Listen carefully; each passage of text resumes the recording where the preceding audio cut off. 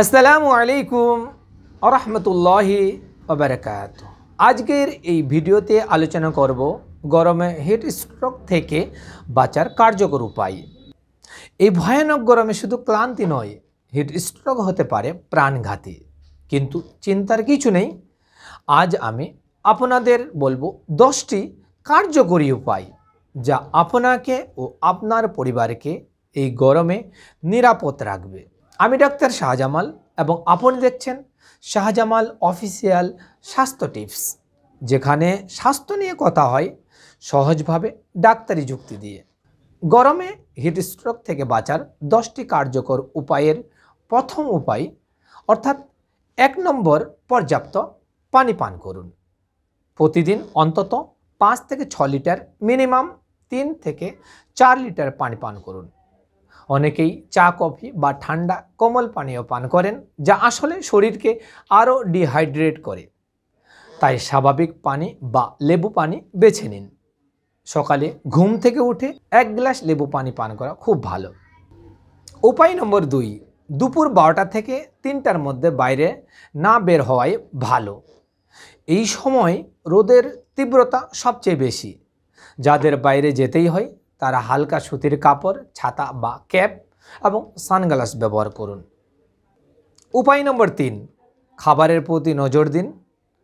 গরমে অতিরিক্ত তেল, মশলা ও ভাজাভুজি খাবার পরিহার করুন। এতে শরীরে গরম বাড়ে এবং হজমের সমস্যা হয়। তার পরিবর্তে ফলমূল, শসা, তরমুজ ও দই খাবেন। উপায় নম্বর 4, শিশু ও বৃদ্ধদের জন্য আলাদা যত্ন। তারা খুব সহজেই ডিহাইড্রেট হয়ে যায়। প্রতি 1-2 ঘন্টায় পানি বা তরলজাত খাবার দিন। শিশুরা খেলার সময় বুঝতেই পারে না যে তারা ক্লান্ত, তাই নিয়মিত বিরতি দিন। উপায় নম্বর 5, হিট স্ট্রোকের লক্ষণ জেনে নিন। মাথা ঘোরা, প্রচণ্ড ঘাম, হঠাৎ করে বমি অথবা অজ্ঞান হয়ে যাওয়া, এগুলো হিট স্ট্রোকের লক্ষণ। এমন কিছু দেখলেই ব্যক্তিকে শীতল স্থানে নিয়ে যান, শরীর মুছে দিন ঠান্ডা পানিতে এবং দ্রুত ডাক্তারের কাছে নিয়ে যান। উপায় নম্বর 6, সূর্যের প্রতিফলন থেকে বাঁচুন। অনেক সময় আমরা রোদে না থাকলেও আশেপাশের সাদা রঙের দেওয়াল, ছাদ বা কাঁচ থেকে সূর্যের প্রতিফলন সরাসরি আমাদের গায়ে পড়ে। বিশেষ করে শিশুদের মাথা ঢেকে রাখুন। সম্ভব হলে ছাতা বা হ্যাট ব্যবহার করুন। উপায় নম্বর 7, ঘর ঠান্ডা রাখার চেষ্টা করুন। যদি এসি না থাকে তাহলে ঘরের সকালের দিকে জানালা খুলে রাখুন এবং দুপুরের পরে পর্দা টেনে দিন।